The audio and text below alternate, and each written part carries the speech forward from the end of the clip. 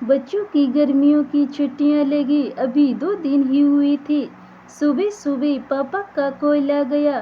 बोले बेटा कब आओगी। मैंने अनमने मन से बोल दिया पापा कुछ पक्का नहीं है, ऋषि टूर पर गए हैं, उनके आने के बाद देखती हूँ।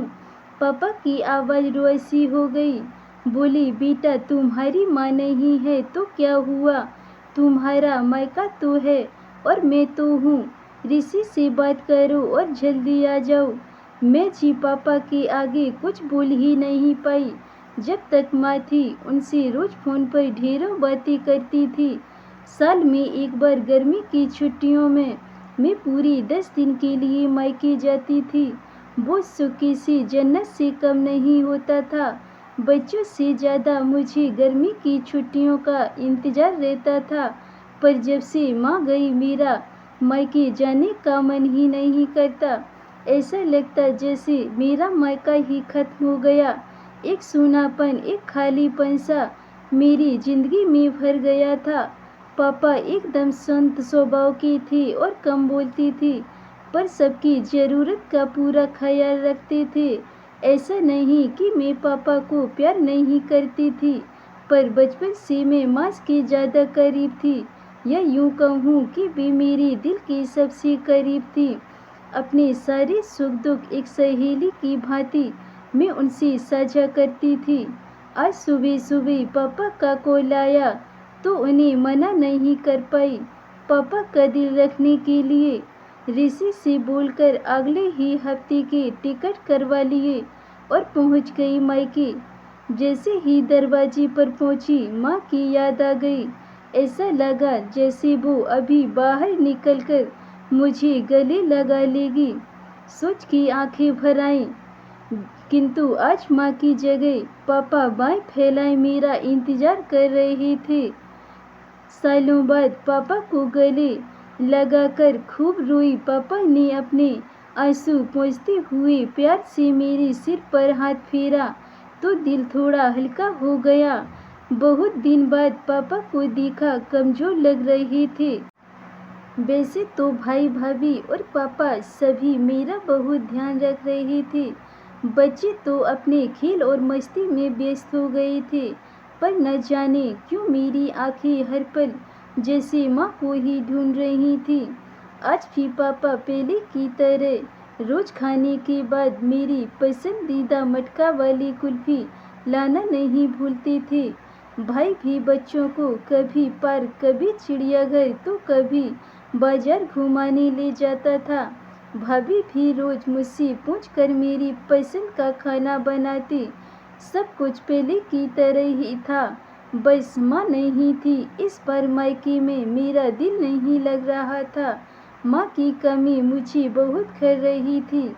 ऋषि को कॉल करके मैंने 2 दिन बाद का टिकट करवा लिया।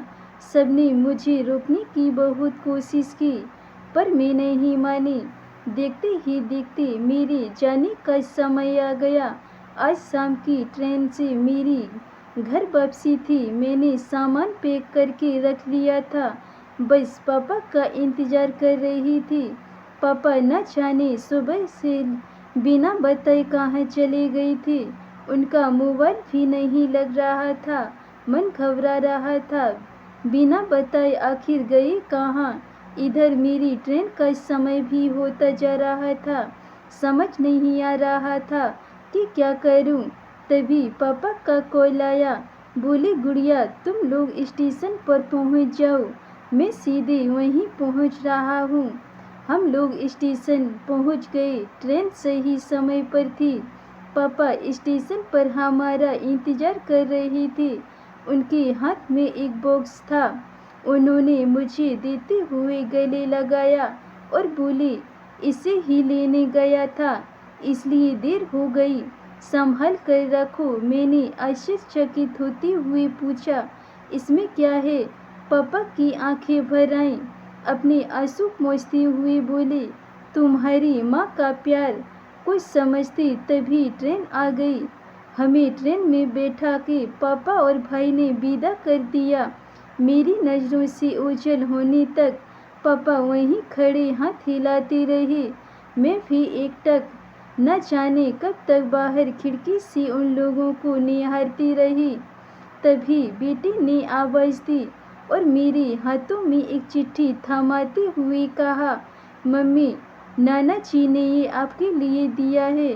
मैंने तुरंत चिट्ठी खोली। मेरी प्यारी गुड़िया रानी, सदा खुश रहो। जब तक तुम्हारी माँ थी, तुम्हारी हर छोटी बड़ी बात का ख्याल वही रखती थी। मैं जानता हूँ कि मैं तुम्हारी माँ की जगह तो नहीं ले सकता, पर उनकी कमी की पूर्ति करने की कोशिश तो कर ही सकता हूँ। आज तुम्हारी माँ होती तो हमेशा की तरह अपने हाथों से तुम्हारे लिए बड़े पापड़ अचार बना के साथ भेजती। माँ के हाथ का तो नहीं, पर उसके स्वाद जैसा सब सामान एक दुकान से बनवाने की कोशिश की है। उम्मीद है तुम्हें पसंद आएगा। और हाँ बेटा, माँ नहीं है तो क्या हुआ, तुम्हारा मायका और हम तो हैं। पहले की ही तरह तुम्हारा इंतजार रहेगा। ढेर सारे प्यार और आशीर्वाद के साथ, तुम्हारे पापा। पत्र पढ़ते पढ़ते मेरी आंखों से अश्रुधारा बहने लगी। सहसा मेरे मुंह से निकला, आई लव यू पापा। बात छोटी सी थी, पर उसमें अथाह प्यार समाहित था। ये सिर्फ मैं ही महसूस कर सकती थी। मायके से घर आए 1 महीना बीत गया था।